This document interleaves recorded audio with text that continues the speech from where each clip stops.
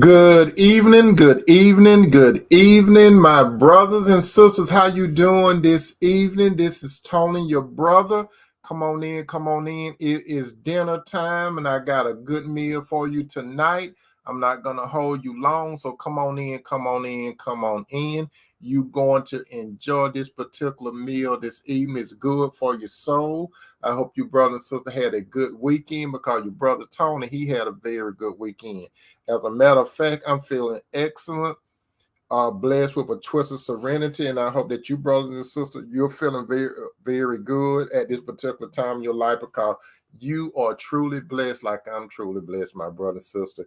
If this is your first time looking at this particular broadcast, allow me to introduce myself. My name is Tony M Toomer, and I believe strongly in the relationship between that of a man and a woman that should be serious, committed, and move towards a covenant part of the relationship. How you doing? The Facebook use, I see where you got good communication between a man and woman is a byproduct of very strong relation. I see Brendan, how you doing? How you doing? Teresa, how you doing? How you doing? If this is your first time coming to the dinner table, we are glad that you're here. Come on, you're family too, my brother and sister. If you're a guest, come on in because I got plenty of soul food for you. So we are going to have a good meal tonight on this particular broadcast. If this is your first time here, I'm going to state my position. My position is strongly, I believe, in the biblical concept of a relationship. When I say the biblical way of a concept, I mean that I believe strongly when you look in the book of Genesis, God created the man Adam, and he had a unique relationship with the man Adam. Secondly, he had a unique relationship with the woman Eve. Thirdly, God represented the woman Eve to Adam, and in the presence of God, Adam said, "Bone of my bone, flesh of my flesh, I should call a woman because she came from man." That's the position that I come from.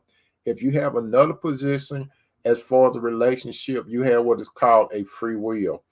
You do whatever you choose to do. God gave you a free will, but I'm letting you know at the dinner table, I'm basically talking about the relationship that God established from the book of Genesis, that of a male and a female. With that said, we're about to get into tonight's content.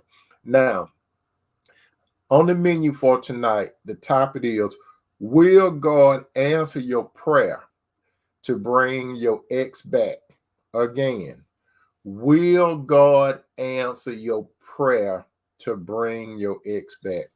I know some of you brothers and sisters, you have gone through some turbulent times in a relationship, and you still may have some feelings towards an ex. How you doing, Sister Deborah Scott? You may still have some clinging feeling towards the ex. But the question is, should you desire for your ex to come back into your life? And if you desire for your ex to come back in your life, what is the reason why you desire for your ex to come back in your life? Is it for God purpose or your purpose? So we're going to have to jump into this and see why it is that you want your mate to come back into your life.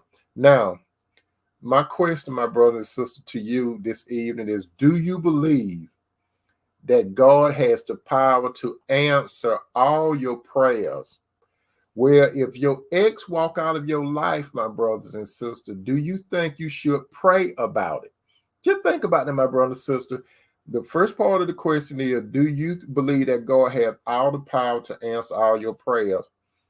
Brendan said, I've been wondering if my ex-wife will ever pop up again in my life. So it is ironic that your live screen popped up. Amen. We're going to get into it tonight, brother. How you doing, Sister Rochelle? How you doing? How you doing? I think Sister Rochelle, she responded to, do you believe that God can answer all your prayers? Which he can. If God chooses to, my brother and sister, he can answer all your prayers. But you see, you got to understand, my brother and sister, when you pray to God, is it for God purpose to advance his kingdom, or is it for your purpose? So you got to understand that when you pray to God, it always should be where it's going to glorify him. Then you come in secondary because you supposed to delight yourself in the Lord, my brother and sister, and he will give you the desires of your heart. But you got to understand that when God gives you the desires of your heart, he's going to give you something that's going to benefit his will, plus it's going to give you, it's going to satisfy, excuse me, I'm so tired, Tony. It's going to satisfy your desires. Now, do you think, my brother, sister, that you should pray for your ex to come back? Do you really think you should pray for your ex to come back? Now, we're going to discuss this tonight at the table. We're going to bring your ex back. Now, I'm going to go over 3 scriptures before we get into this content tonight on the menu, okay? Now, number 1, keep this in mind. We're going by God's word, and then we are going to discuss this. And you, brother and sister, I encourage you, if you have some thoughts on it, by all means, you can share your thoughts, because I'm on 2 different platforms. I'm on the book and I'm on the tube. If you make a comment from the book, some of the people on the tube, they may not see it, but I will say something about it. And those of you that are on the tube, the people that are on the book, they can't see it, but I say something about it, when given the opportunity. Brother Brandon said, I'm not sure. I have a dream about her every other day, it seems. I think of her all day and it drives me crazy. I know that I'm not over her. So we're going to answer this tonight. And Rochella said, praying for the Most High will not mind. Okay, I understand. Now, and we're going to Psalms 84:11. Again, this Psalms 84:11. Psalms 84:11. It is written, for the Lord God is a sun and a shield. The Lord will give grace and glory. No, check this out. No good thing will he withhold from them that walketh uprightly. Now, you got to understand this again. Thank you, Sister Teresa. For the Lord God is a sun and a shield. Listen, he's the sun and he's a shield. That's going to benefit you, my brother and sister. The Lord will give grace and glory. It said that the Lord will give grace and glory. Now, concentrate on this part. It said, no good thing will he withhold from them that walk it uprightly. Now, the key thing is, it said no good thing. That means in a relationship, and that means in assets or whatever. If it's a person or asset, it say no good thing will he withhold from them that walk uprightly. Now, there's another part, my brother and sister, and you need to really check this part out. And this is in James 4:3. Again, this James 4:3, James 4:3. As it is written, when you ask, you do not receive, because you ask with the wrong motives, that you may spend what you get on your pleasures. You understand? Now, you could pray to God. You could pray to him. But it say, when you ask, you do not receive. Why can you pray to God and you don't receive? Now, James going to answer this question. As a matter of fact, when it's talking about James, this is talking about one of Jesus' brothers. If you're not familiar with it, my brother and sister, Jesus had 4 brothers, what a lot of preachers don't talk about. But it's in the Bible. Jesus had 4 brothers, and he had some sisters. It did not say how many sisters he had, but he had some sisters. If you check it out, you could either Google it and say, who are Jesus' brothers? And they're going to name all 4 of them. And then you say, if you ask Google, did Jesus have any sisters? It's going to say yes, but it doesn't say how many. So Jesus was Mary's baby and God's son. But Joseph was Jesus' stepfather. And all the children that Mary had was between the union of Joseph and Mary. That's just a little freebie right there. But if God will hold something from you, my brother and sister, he see that it's not going to be good for you. That's the only reason God going to hold something from you, my brother and sister, if it's not going to benefit you, okay? Now, in the final scripture that I'm going to read, as it is written in 2 Corinthians, that's chapter 6:14. Again, 2 Corinthians chapter 6:14. 2 Corinthians 6:14. Remember, I have just stated that If you ask God to give you something and he doesn't give it to you, you ask because of the wrong motive. And the wrong motive is basically you asking for something for yourself, and you're not planning on asking God where it's going to advance his kingdom. That's why you're not getting it. And plus, he's not going to give it to you because he know that it'll hurt you down the road. Remember, I said, my brother and sister, that God sees the whole parade. We see the beginning of the parade, and we have to wait till the parade go by us, okay? But God see the beginning, the middle, and the end of the parade, okay? But back to 2 Corinthians 6:4, it said, do not be yoked together with unbelievers. For what do righteousness have with wickedness? What does it have? Well, what does righteousness have with unrighteousness? And wickedness have with righteousness? What do they have in common? Or what fellowship can light have with darkness? Check this out again. Do not be yoked together with unbelievers. For what do righteousness and wickedness have in common? What does it have in common, my brother and sister? Like Sister Pernell said, it doesn't have nothing in common. And what does light have with darkness? It doesn't. So, my brother and sister, if you are a child of God, you suppose if you're going to entertain being in a relationship with someone, you need to be in a relationship with someone that has the Lord Jesus in him or her. If you are light, my brother and sister, you're supposed to be with light. Light and darkness doesn't mix. If you got the light, if you got the Lord light in you, my brother and sister, and this man or woman has darkness, which means it's an evil spirit, that's unequally yoked. It will never, you will never walk on one accord. You will never. You will find yourself, my brother and sister, if you're in a relationship with an unbeliever, even though he or she may appear to be nice. But the Bible said that our righteousness is like filthy rags. Even though that man or woman may seem to be nice, your family might like him, your friend might like him, you may feel good about that man or woman, but if that man or woman have not been saved and they've been washed in the blood of the Lamb, that man or woman, they are wicked.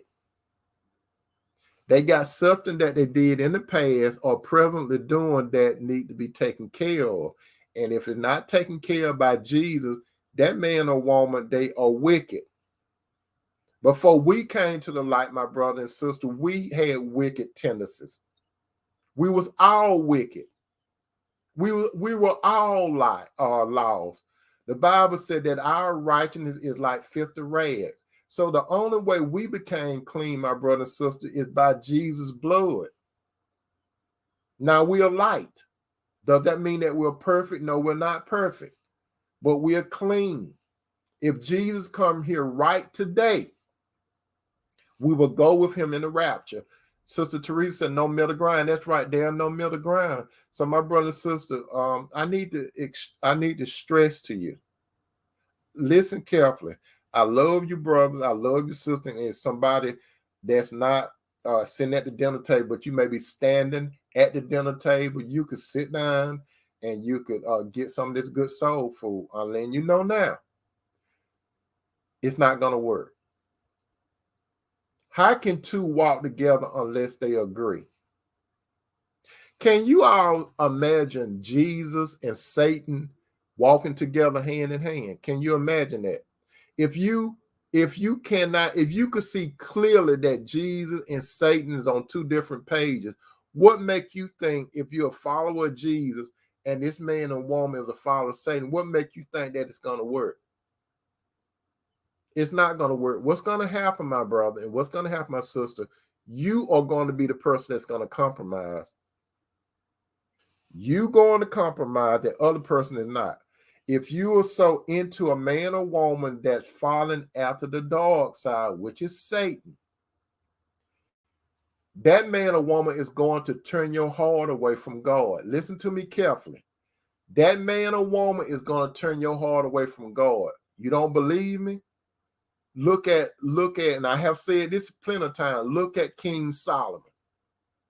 You, brother, or you, sister, or me, neither one of us had the type of wisdom that King Solomon had. None of us. Nobody before King Solomon, no one while King Solomon was living, and no one after King Solomon had the type of wisdom that King Solomon had. But yet, King Solomon is the poster child for being with other women that did not believe in God. Solomon is not the only one. We got Samson. We know what happened to how Delilah hooked Samson up and gave him a free haircut. My brother, do you want a free haircut from one of the same daughter that got that Delilah spirit in her? Do you want that? Or some of you sisters, do you want to deal with Ahab? If you don't know who Ahab was, Ahab was a wicked king. And guess what Ahab's wife was named? Jezebel. Jezebel. You all have heard of that. King Ahab, he was an Israelite, but not Jezebel. She was from somewhere else. But Ahab lost fellowship with God. Why did he lose fellowship with God? Jezebel. Why did Samson lose fellowship with God? Delilah. Why did King Solomon lose fellowship with God? 1,000 women, 700 wives, and the rest were concubines and stuff like that. How you doing, Sister Flo? So, brother, you sister, God tells us before he told us when he was dealing strictly with the Israelites, he told the Israelites not to marry. He said, he told the Israelite, he said, don't let your son marry those other women, which were not Israelites. And he said, don't give your daughters to their sons. The Lord warned them. Why did the Lord warn them? Because they believed in other types of gods.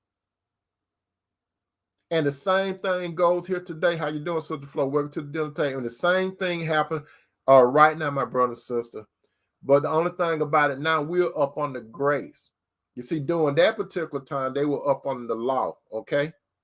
And it was strictly for the Israelites. But today, we're up on the grace, so it applies to the Gentile. A Gentile is a person like, if you're listening to me right now, the chances are great that you're a Gentile. What is a Gentile? A Gentile is not a person that is not a Jew.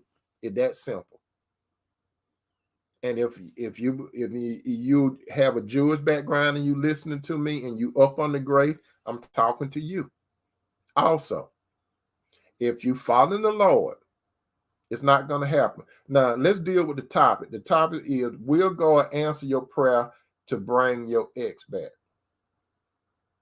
You got to be very careful what you ask God. Be very, very careful.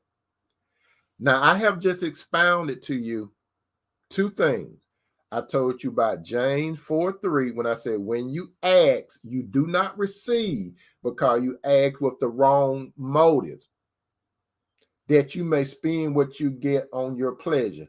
And I also said in 2 Corinthians 6:14, do not be yoked together with unbelievers. For what do righteousness and wickedness have in common, or what fellowship can light have with darkness? So if you act with the wrong motive, if, like, for example, my brother and sister, you break up with your ex, you are a Christian and your ex is not a Christian. Why are you going? My question to you, why are you praying to God to bring that person back into your life? Why?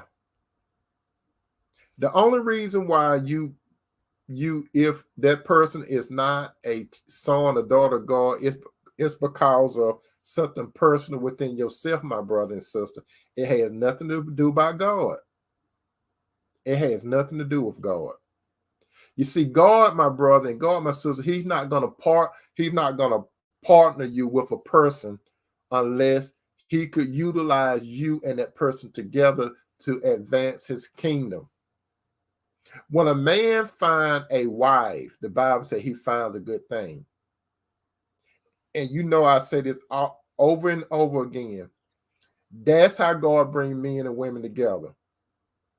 When you look at the bottom line, the man always finds the woman. God placed that woman in that man's eyesight some kind of way so he could see her. And when that man sees the woman, because God doing all the things, God set up the circumstance. So God set up the circumstance. And I tell you this, my brother and sister, when a man finds a woman, normally he's not looking for her at that particular time. And normally the woman get caught off guard when the man find her. No man don't get up out of the bed and say, I'm going to find me a wife today. Most men don't do that. Today I'm going looking for a wife. Most men don't do that. You see, the man have a desire. And most women of God, they don't get up and say, I'm going to look for a man, because women don't find men. The Bible does not say when a woman go find a husband. It never say that. But God will cause you, sister, to be in a position so the man can see you. That's how God does it. And you see, when God bring a man and a woman together, that man and a woman have the spirit of Christ. God never brings a man and a woman together that's not going to glorify his kingdom. You got to understand that. Only God brings people together to glorify a king. God, brother, and God, sister, do not make you with a man or a woman just for your own private joy. It's deeper and bigger than your joy. You see, when God bring a man and woman together, it's supposed to glorify him, because what it is, my brother and sister, you are an example of Christ's relationship with the church. That's why God put you together. You, brother, you represent Christ, and you, sister, you represent the church. And as I always say, a lot of people, they might not even read the Bible, but they getting a glimpse based on your relationship, because they seeing, even though you imperfect, brother, and you imperfect, sister, they getting a glimpse of Christ's relationship with the church. What do I mean by that? This is what I mean. The Lord represents the bridegroom and the husband, right? So what does the bridegroom or the husband do? Let's look at what Jesus did. Remember, Jesus told his disciples, I'm going to prepare a place for you. And when I go prepare a place for you, I'm going to come back and receive you. That's how a man have his stuff together. When a man have his stuff together, that's when he's ready for a woman. You understand? That's when he's ready for. That's right, sister Teresa. That conversation took place in John 14. So when, just like that, brother, let me tell you, in the old days, what Jesus used that illustration. What Jesus was saying, if you notice this, Jesus used the illustration of the Jew practices during that time. You see, the son let his daddy know that that is the woman that I have a desire for. But most of the time, the family used to do the picking, okay? So let's look at it from a spiritual standpoint. God decides who's going to be in the church, which is you, brother, and you. So you are the bride. Jesus is the bridegroom. Remember when Jesus said, I'm going to prepare a place for you. So when Jesus went to heaven and he prepared a place. And when Jesus prepared a place, if you look at it from the Jewish history, the daddy decide when it's time for the son to go get his bride. You understand? The dad, because see, the son, he would be preparing somewhere for the bride to stay. And what does the father do? He inspects the place and see, is it prepared? And when it is prepared, then that's when his father tells the son, okay, go get your bride. And so in the meantime, the bride, she doesn't know when her husband's going to come. The only thing the bride's supposed to do is be what? Prepared. And that's where you, sister, come in. You represents the church. And you all remember the story in the Bible that Jesus gave about the 10 virgins, right? 10 had, it was 10 of them. 10 had lamps, and some had that little oil to make the flicker go off in the lamp.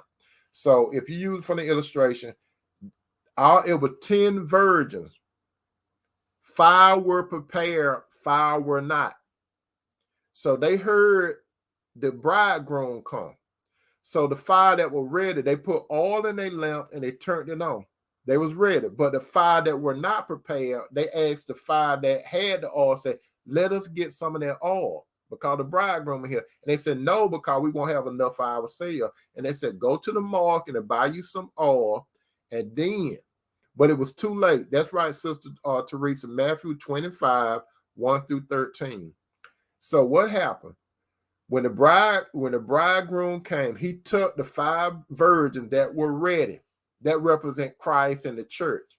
So when the others went, they were not prepared. You understand? They were not. So they came and it was too late for them to get in. And that's how it is, my brother. And that's how it is, my sister. You see, when you, brother, find a woman, she is already going to be ready. The Lord has already prepared her to be ready. So when she be ready and you see her, brother, and the Lord put her in your view, you going to be able to say, you are my wife. And she's going to know it within her heart that she's ready for you to be her husband. Let me give you another situation. Ruth and Boaz. Ruth, mother-in-law, told Ruth what she needed to do as far as being prepared for Boaz. She told her to go basically take a bath to get clean. And she said, anoint yourself to smell good. And she said, wherever he lay down at, what you do is lay down at his feet. You see, Ruth, mother-in-law was not saying go have sex with Boaz. She wasn't talking about that. You see, Boaz was laying on a threshing floor, okay? So Naomi, Ruth mother-in-law told her what to do. She said, you just lay at his feet and whatever he tell you, do it. That represents, sisters and brothers, when we submit to Christ, like Ruth submitted to Boaz, we come to Christ's feet and submit ourselves and say, Lord, what would you want us to do? We listen. That's how it goes. How you doing, DQ Harry? So that's how it works. So back to, will God answer your prayer to bring your ex back? If your ex-brother or your ex-sister is not a son or daughter of God, you don't want God to bring them back. You see, you got to stop begging God to bring the wrong people back to you. You see, if you beg God to bring the wrong person to you, he may just do it. And he's not doing it to bless you. He's doing it to teach you a lesson. You don't want God to teach you a lesson, do you?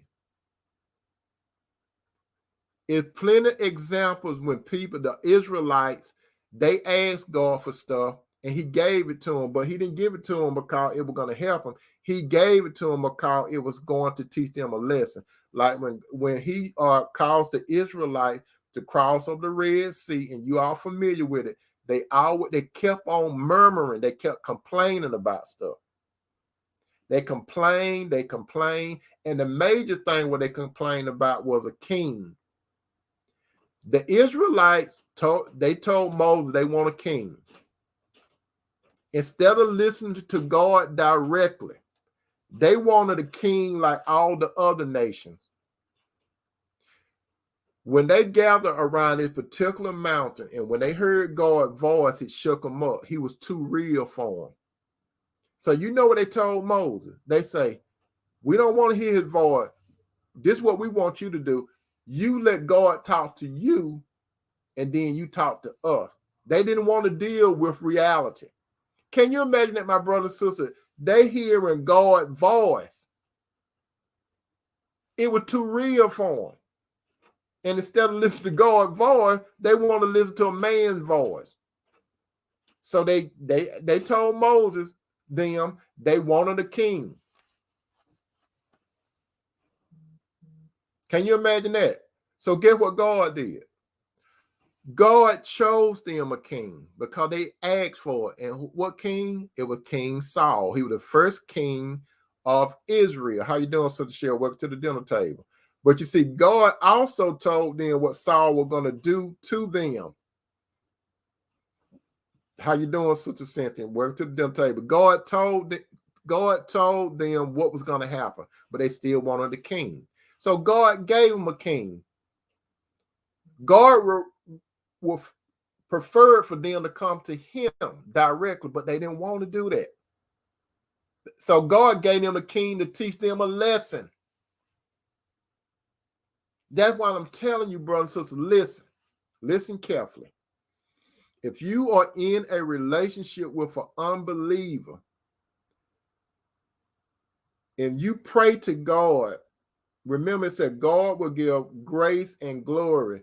No good thing will he withhold from them that walk uprightly. That's in Psalm 84:11. It said not no good let me see. It said no good things will he give. He will not withhold from them that walk uprightly. So if it's right for you, he will give it to you. He's not going to hold back, my brother and sister. He's not going to hold back. And let me tell you something here, my brother and sister. God created all of us with what is called a free will. That man or woman that decided to walk out of your life, guess what? He or she had a free will. God did not create a robot, my brother and sister. You got to understand that. You are not a robot, and that person that you get in a relationship is not a robot. You got what is called a free will.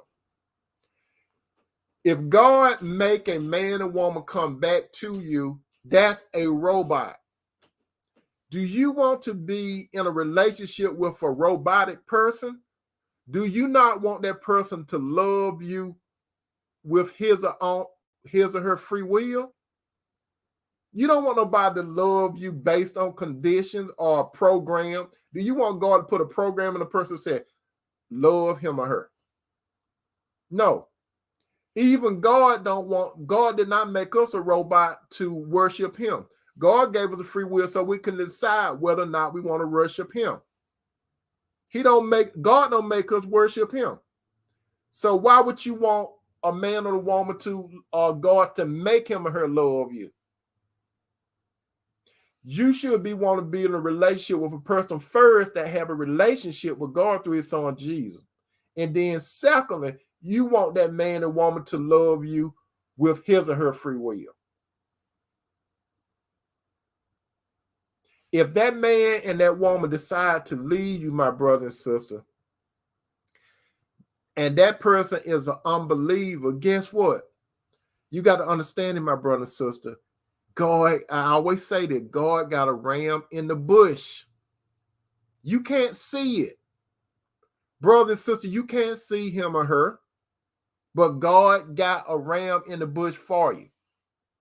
But you want to hold on to dead weight. Why do you want to hold on to something that's dead, my brother and sister? Because that man and woman, even though he or she can talk, he or she could walk, he or she can eat, and all that kind of stuff, it appears like they got life in them. They do not have spiritual life. They're spiritually dead. Sister Cindy, amen, we need unconditional. That's right. Sister Flo, healthy relationship with God first. That's right. Around the book. That's right. So you got to understand, my brother and sister, why. There are so many, and I hate to say that, but I'm talking to you, brothers and sisters, and I know some other people that are not brothers and sisters, they're going to be listening to what I'm saying, and I want them to listen. They can stand around the dinner table, and they can get some of their good soul food.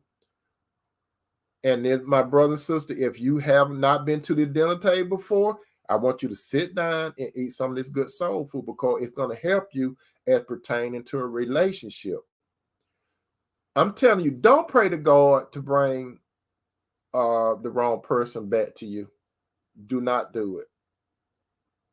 If you keep doing it, he may just do it to teach you a lesson. God do not want to teach you a lesson. He don't want to teach you a bad lesson. You see, look at this. That's right, Sister Reed. It's the lust of the flesh. And that ties back into James 4:3. When you ask, you do not receive because you ask with the wrong motives. So, brother and sister, when a man or woman leaves you, you are basically soul tied to that man or woman. You're not soulmates. You were thinking that you were soulmates, but you are not soulmates.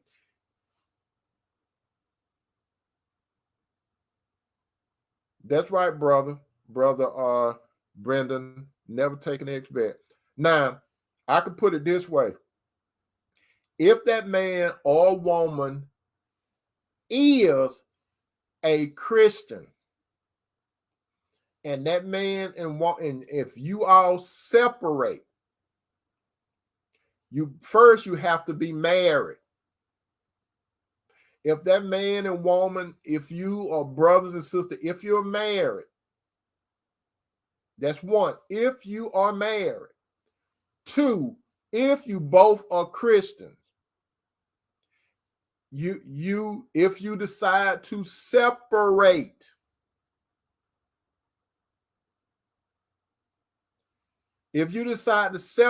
you should work towards reconciling. That's only if you, brother, and you, sister, are Christian and you separate, but you have to be married. Now, brothers and sisters, if you're a Christian and you call yourself dating one another, you are not husband and wife. You are free agents. If you engage, my brothers and sisters, when I say brothers and sisters, I'm talking to you, Christian brothers and sisters. If you are engaged, you have actually taken yourself off the market, but you're not married yet. But you are what is called betrothed to one another. Betrothed means you are engaged with the intent of saying I do or getting married. So there's some of you brothers and sisters, you're a Christian, sister, you're a Christian, but you're dating, but you're not married. But if you get engaged, listen to what your brother Tony said. If you get engaged, you both are off the market with the intent to get married. Now, if you break up, you're not married. You're free agents. But if you get married, you are two Christians are in a relationship, a covenant relationship with God. Now, you got to understand, we're up on the grace. We're up on the second, we're up on the New Testament grace. We're not up on the law. We're up on the grace. You see, the Israelite, it was another thing that they had to deal with when it came to marriage. You see, let me tell you, there are some men and some women, they want to go and talk about divorce and remarry based on what God dealt with the Israelites. No, brother and sister, most of you that listen to me, you're not Israelites. He was talking to them.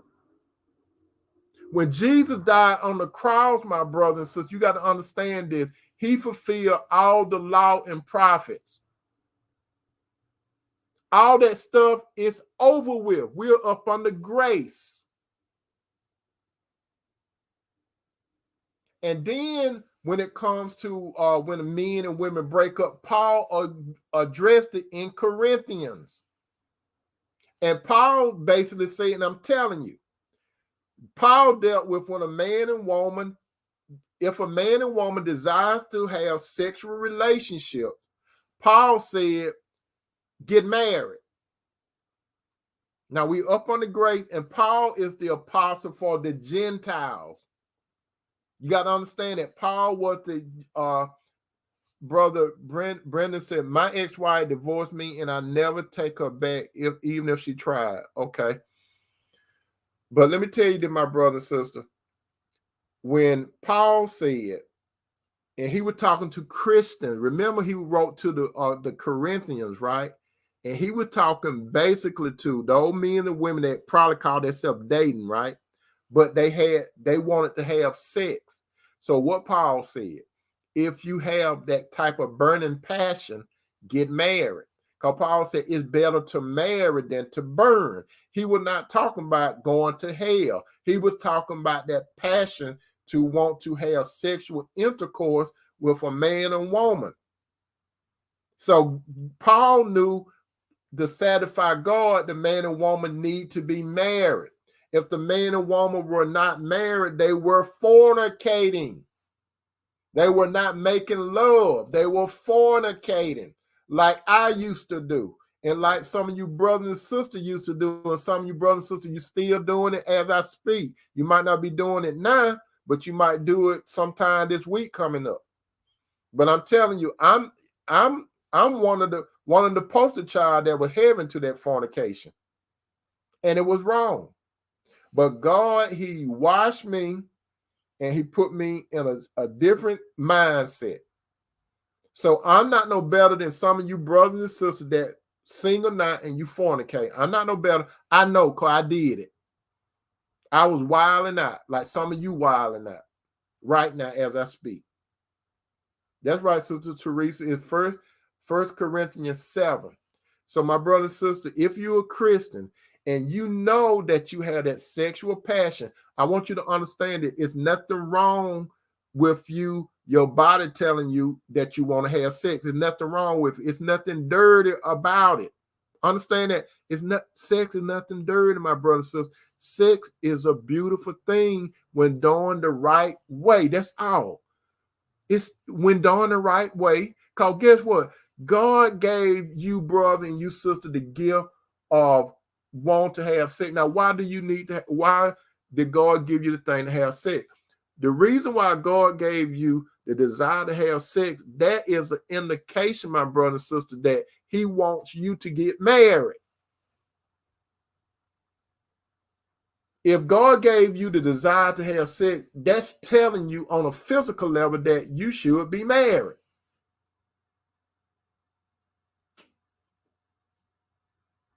Do you follow what I'm saying, my brother and sister? That's at the smaller part. But you don't get married just because you want to have sex. Because you see, sex don't take that long. You got to have something outside of that, which means you, brother, and you, sister, you need to be following the will of the Lord. So when you have sex, my brother and sister, that is a experience for a man and a woman. That's how they get closer.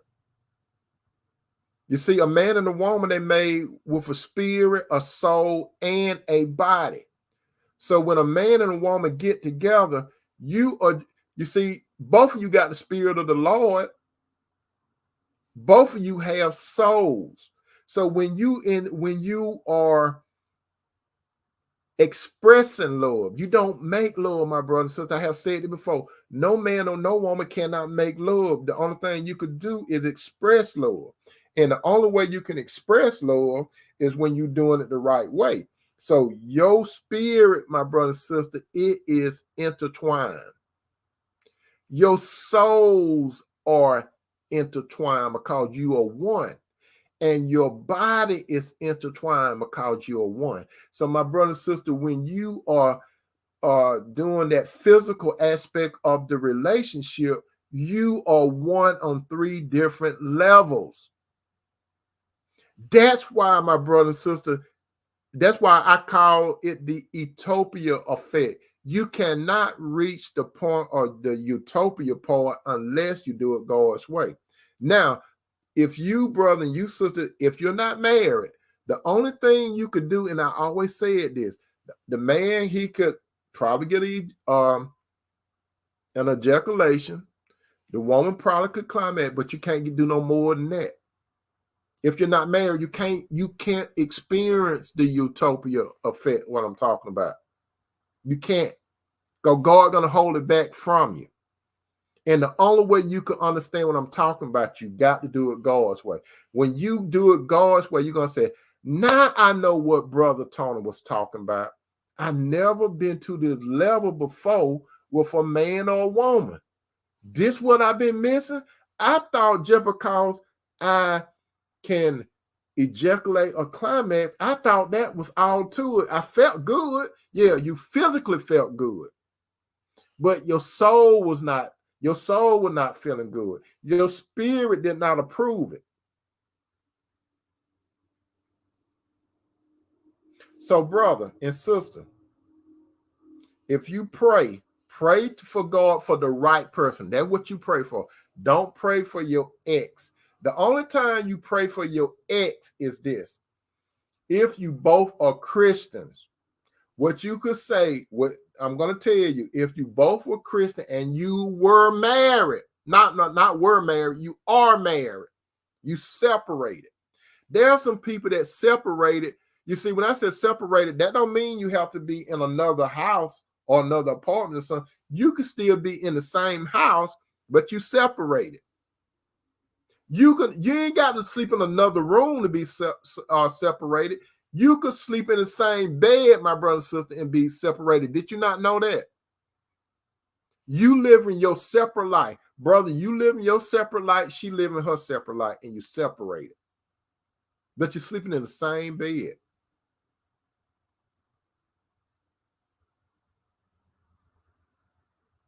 So what you can do is pray to God. You pray to God, God, I need your help when it comes to me and my wife or me and my husband with our relationship. If he or she is willing to work this out, I know you can help me. But do not pray to God and say, God, I need for you to bring my wife or husband back to me. No, ma'am, no, sir. Because you asking God to interfere with that man or woman's will. The only thing you could do is say, Lord, help us if we get back together so we can glorify you. You understand? So now you see what you're doing. You're saying so we can glorify you. And then when you glorify the Lord, you see the Lord see that, okay, it's more about me. They want to represent my son Jesus and the church. You see, that's what God listening for. God listening for you to say, this is going to glorify you. But you can't, now, when you pray to God, don't think you can outsmart God. Don't just say to God, so it can glorify you, because God can see through it if you talking crap. He can see if you got a lust and you trying to hold on to a soul tie situation. Most relationship, my brother and sister, God did not put it together. Remember, I always say that most relationships, God did not put it together. A man and a woman decided with his or her free will to get together for their own personal reason. And then normally me, myself, and I. Most men do not pray to God for a good wife. Most women do not pray to God for a good husband. Most of the people, my brother and sister, that you see right now that are married, some of your family members and friends, they did not pray to God to bring them together. Majority of the relationship, even though they look good on social media, even though they look good in public, even though they may be called a power couple, that does not mean God put no power couple together. And I have said it before. If you see, and this just an example now, if you see somebody from Hollywood, an actor or actress, a singer, a sports celebrity, and all that, majority of them, you look at them and you say, I want what they got. I want their popularity. I want that. I want to have the bag like them. I want to live in a big mansion like they have. I want to have an ATM machine like them. I want to be able to go on an exotic trip. I want to be in front of camera cheesing for the world. I want people to look at me and my man or me and my woman and say, we the stuff. We the power couple. We want people to write about us and say, this is the perfect couple. But what the media put in front of you, my brother and sister, they put in front of you the world's what the world call a power couple. A power couple, my brother and sister, is a man and a woman that God put together to advance his kingdom. They do not have to be popular. They do not have to have a high power position. They do not have to have millions of dollars in the bank. They do not have to have mansions on the hill. They don't have to have a whole bunch of stuff. All they have to be is have their needs met, like God feeds the birds. All God have to do is feed that man and that woman. All he have to do is take care of their need, but that man and woman, they have the light. So when it comes to a power couple, my brother and sister, the only power couple is a man and woman that's following God, not the stuff. Now, God may give them some stuff. He may give them some stuff, but you will see when you talk to that man and woman that they always will give credit to God for their relationship. Before anything else, they will say, God did it. Back to you, brothers and sisters, that you, the man and woman, you're struggling with a man and woman and you're not married to them. You got to understand it, my brother and sister. Your problem is, and I hate to say this, your problem is that you made that man or that woman your idol. That's the best I could say it. That's your American idol. If you listening to the sound of my voice and you're not married to a person, but you are tied soul to that person is your idol. You might not intend on putting that person on a pedestal, but that's what you have done, and that's where that person at now. That's why you cannot break free from it. You know why? Because that man or woman is a son or daughter of Satan. And Satan used that man or woman, and they may not even recognize it, that they are brought chains to you. Satan used them, and they might not even know it, my brother and sister. Now you know. Satan have used them to bring bondage to you, and you find yourself trying to compromise and trying to make it work. Sister Teresa said, I am so tired of being alone. A.R. Green, yep, that's what A.R. Green said a long time ago. Sister Cynthia said, well, that's what Sister Teresa said. And then Sister Cynthia said, amen, the best power couple who follow God. Amen. So I'm telling you, my brother and sister, those people that you see out there, they're looking happy and stuff and got it going on. That doesn't mean God put their relationship together. Don't envy what they have. Don't want what they got. Because just because they look good in public, you don't know what's going on behind their doors. Brother Brendan said, this was my ex-wife, a total distraction from the enemy. All right then, brother. You see what I'm saying? So listen, God, brothers, if you delight in the Lord, he's going to give you the desires of your heart. How you doing, Brother Ren? What if you keep having dreams and visions about being with your ex? If you have dreams about being with your ex, brothers and sisters, if you have dreams, if that person is an unbeliever, it could be Satan or one of his demons messing with you from the outside. Because you see, the devil as well as God attack your mind. When your body go to sleep, listen to me, my brother and sister, when your body go to sleep, your soul never goes to sleep. That's what they call the conscious and the subconscious. Your soul never go to sleep. The only thing that goes to sleep is your body. That's why you have to be careful what you be listening to when you go to sleep or what you're looking at before you go to sleep. And the same thing, when you go to sleep, Satan can attack your mind. He'll attack your mind while you up walking around. You see, Satan cannot get into you, but he can attack you from the outside. If the Spirit of God is on the inside of you, he can't get in, but he still can attack you. So when it comes to dreams, Satan could attack your mind while your body is at rest. He could do it because he wants you to run after that man or woman. Especially if you were in a relationship with that man or woman. He doing that. Because let me tell you something, my brother and sister, when it comes to a relationship between a man and a woman, everything in your relationship could be messed up. But the only thing in some people's relationship is the physical part of the relationship. Don't you know, my brother and sister, some men and women, they could be in a relationship, they could be even husband and wife, but they could argue and have all kinds of disputes and stuff, but they will have physical intimacy with someone.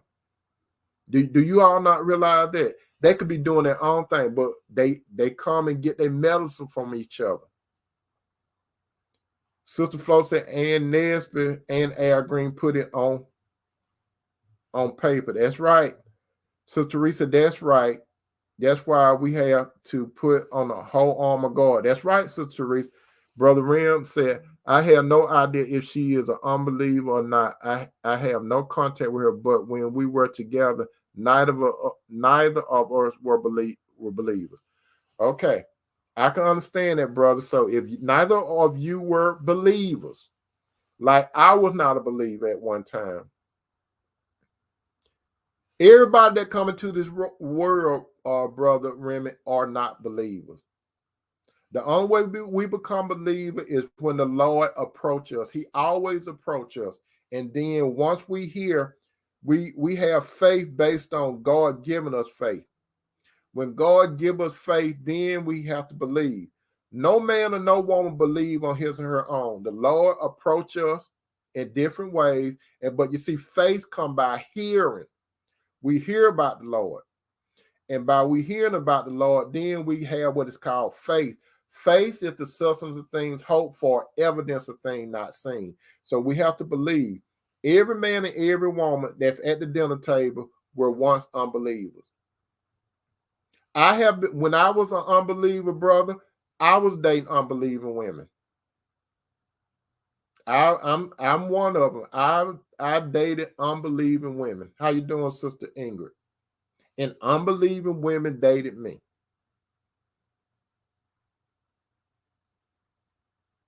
So, brother, don't feel bad. We all in the bucket together. We all. But when you become a believer, 2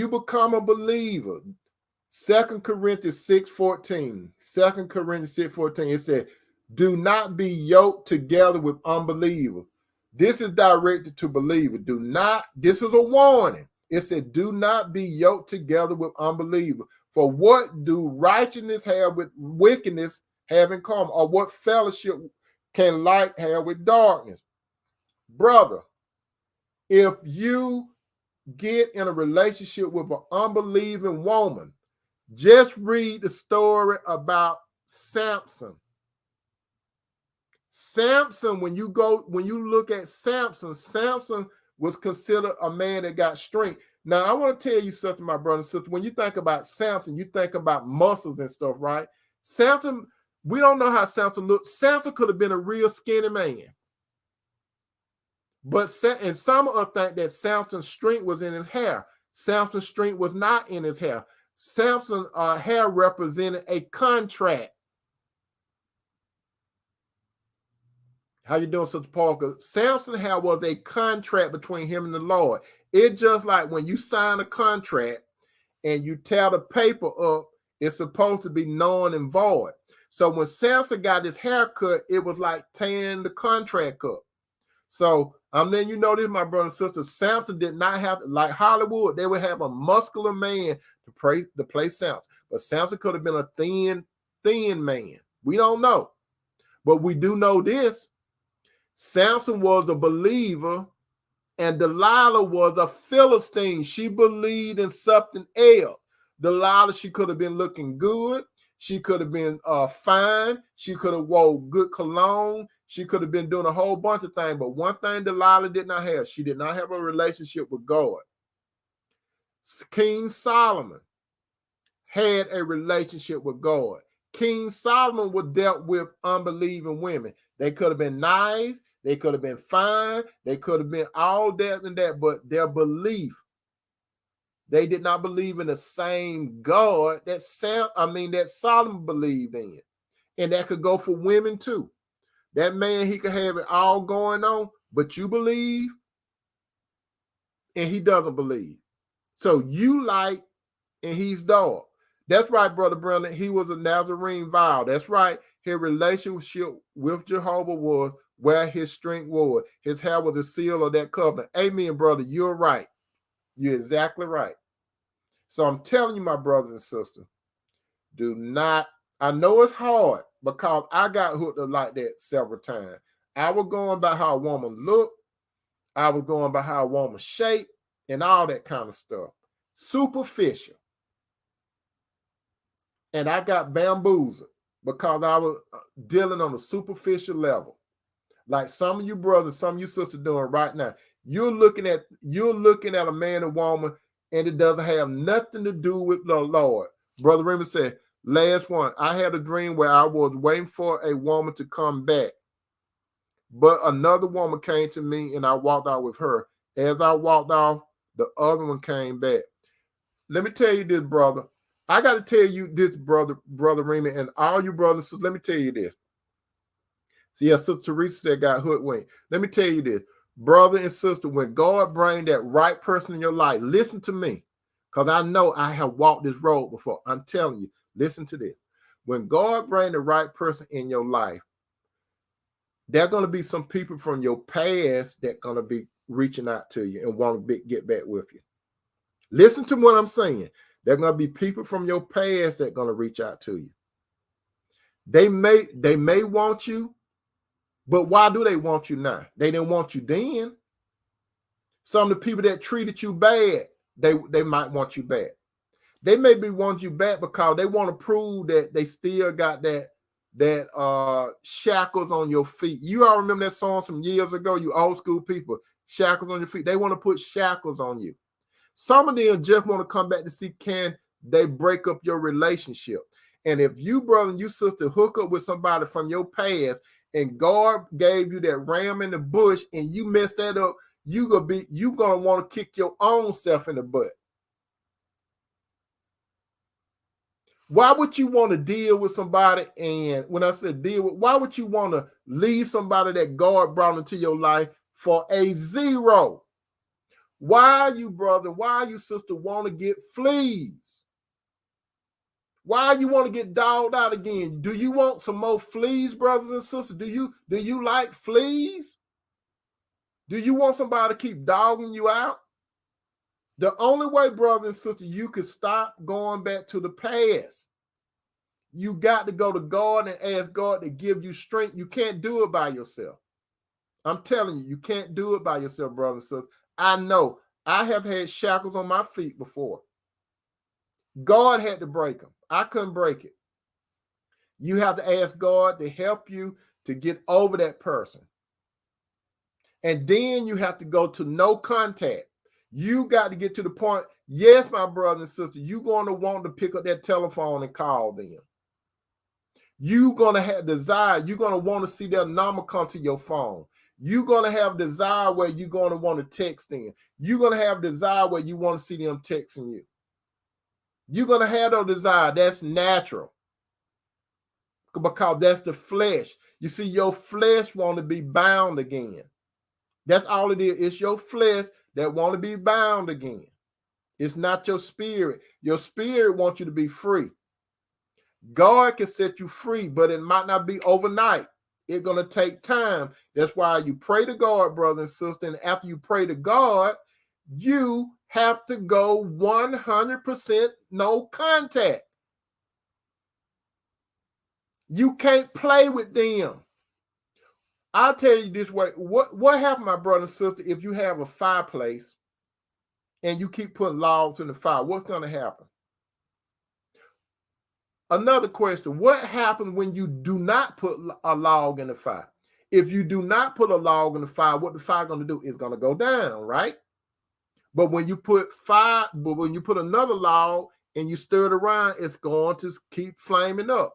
So that's how it is, my brother and sister. You got to stop putting logs in the fire. In the fire. Keita on the beat. Thank you. Thank you. Welcome to the dinner table. So, brother and sister, are you going to keep putting logs in the fire? Or are you going to stop? That means no contact. I'm telling you, my brother and sister, you think right now that person, the sun rise and shine on that person. Some of you are bound right now as I speak. The sun doesn't. You got that person as an idol. You might not want to admit that person your idol. You need to admit to God, I got that person as an idol. And I want to put you back first in my life. And when you admit to God, you see, you got to admit to God. You got to admit to God that you got an idol, and that's that man or woman that you soul tied to, so he can help break it. And then go to no contact, and then you're going to see your ram in the bush. And when God brings the right man or woman into your life, my brother, so you know what you're going to say? You're going to look back and say, why did I spend my time with that zero? Why did I spend time letting that person put fleas on me, dogging me out? That's what you're going to say. You're going to want to kick yourself in your own butt and say, why was I a fool? It takes a fool to learn that Lord don't love nobody. Then you're going to say, but you're not no fool, my brother. You're not no fool, my sister. You just made some wrong choices.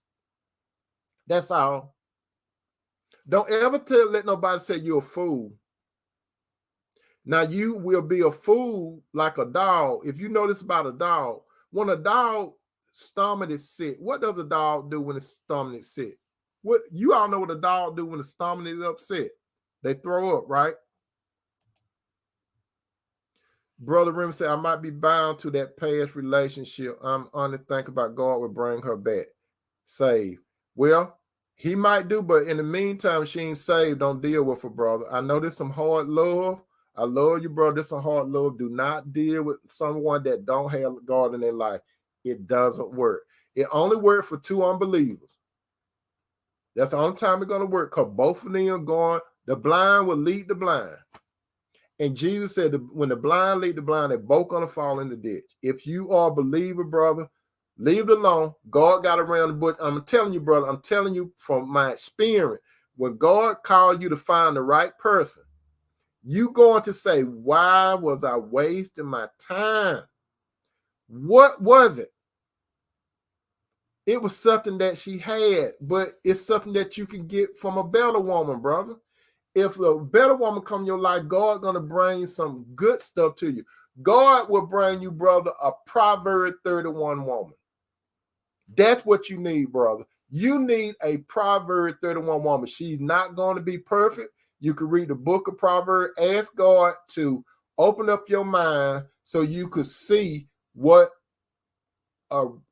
behind the words in the Proverbs 31 woman, but she will not be perfect.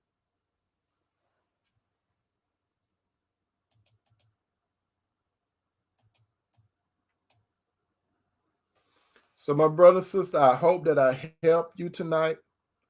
Never pray for God to bring your ex back.